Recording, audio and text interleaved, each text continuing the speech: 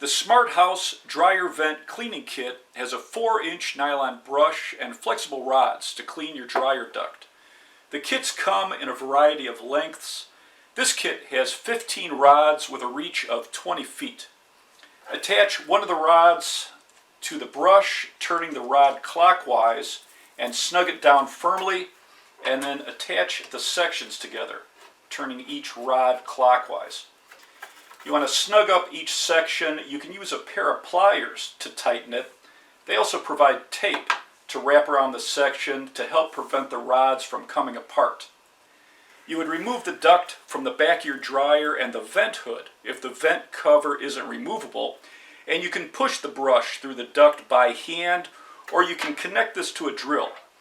If you're using a drill, attach the fitting and only use the drill turning clockwise as you push it into the duct and pull it back out.